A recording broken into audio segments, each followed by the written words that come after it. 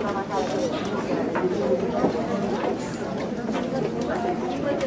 between of us. We're on the way to the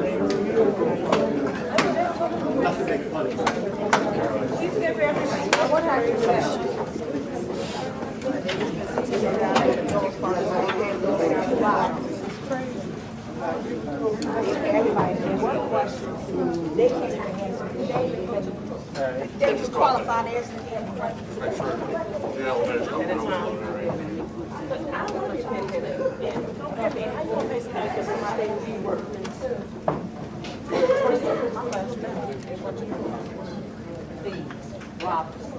They're gonna pay me ahead of time. Just make sure they don't crowd out.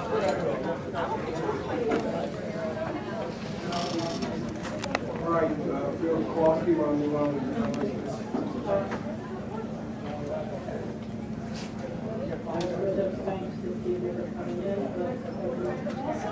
Thank you for coming in. I think we have stated before that we regret very much that these layoffs happened. There was a great deal of negotiation and going over the budget. And there's more information that we can discuss after the local finance board rules. But at this point, this is the situation that we face, and we're required to balance the budget, and it's a terrible situation, and people's jobs are on the line with this. And again, I'm very sorry about it, as all my colleagues are. So let me just note something else that happened this week. These students from Hillcrest Academy made a presentation about youth and public safety at the Stanley Police Academy. These are young people who would like to set up a youth center in Elizabeth. Unfortunately, because of there a couple of times. My husband was up there about a year and a half ago. I know what a good job you do. I know how hard you work, and I truly appreciate it. So thank you very much for coming out this evening. That's all. Thank you, Phil Sullivan. Thank you, Mr. Chairman. Just a couple of things as well. We do appreciate when people come out and express their thoughts. We understand the difficulties of anybody who does a good job. I want to say something in particular to the people who work at home.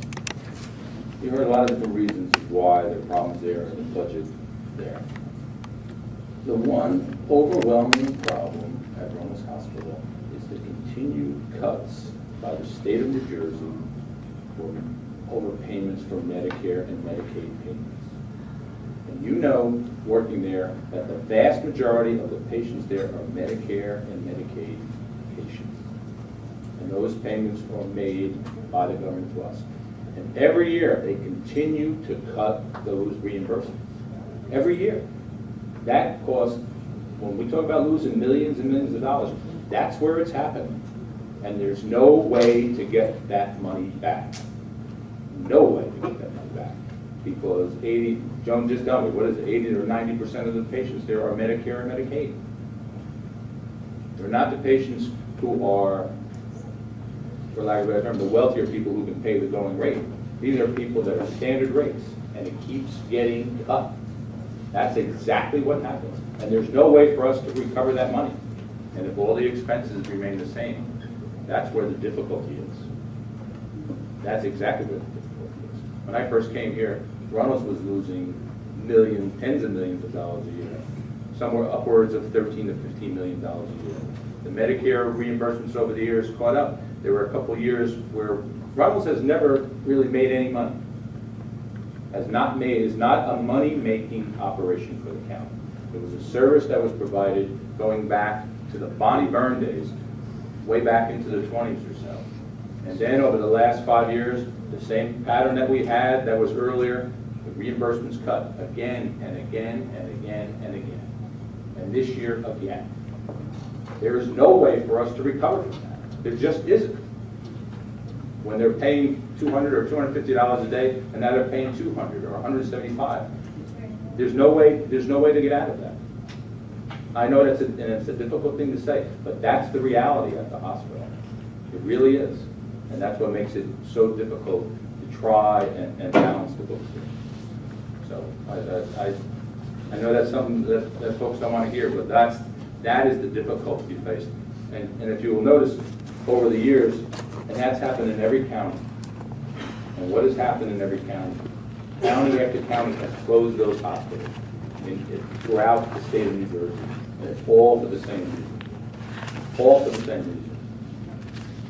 So, again, I apologize for going on like that. But that's the real reality of what is going on in that particular, in Runnels, and just part of what is the entire county budget. I hope that helps. Thank you, Mr. Chairman. Okay, thank you for This evening, I think that, yes, there are differences of opinion anywhere that you may want to look at it, but I think it is important to exchange views as to what's going on. I just want to pick up on something that Sullivan said earlier, and the amount of dollars that have been shorted from the budget this past year, the year before that, has been $72 million. The state of New Jersey has not applied with matching funds. Now, our governor has taken a position that he doesn't want to take any money that requires any match. He claims, because the same thing's happening in transportation, that if it requires a match, New Jersey does not want it. If they want to give it up, they'll take it. But other than that, that's the case. Now, that you're looking at a total of $144 million that's been left on the table that could have come to help residents not only of this county, but the whole state. This is nothing that I'm making up. This is real life that's happening and that's taking place. And that's something that has an impact. Are there many other issues on how we spend money and everything else? Of course there's going to be, and of course there's always going to be adjustments. We keep making adjustments. I know that we don't get the credit for the adjustment, but that's fine. We're big, we can understand that. But we need to remember that if, for example, just last Friday there was a meeting in Trenton at NJAC, New Jersey Associations of County, where the actual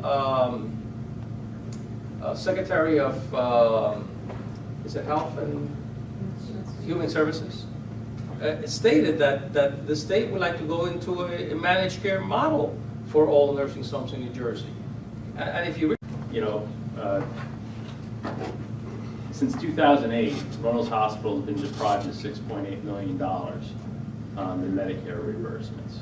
And that was a decision that started before the current administration, but was that one that was kept in full effect. And one, there were some, as was indicated, there were some individuals who have received promotions as a result of high-ranking individuals in positions where people have resigned. Having said that, there are also many other individuals in those higher level positions who have resigned, whose positions will not be filled. People who have resigned over the last few months and have indicated that they will be resigning in the next few months to come.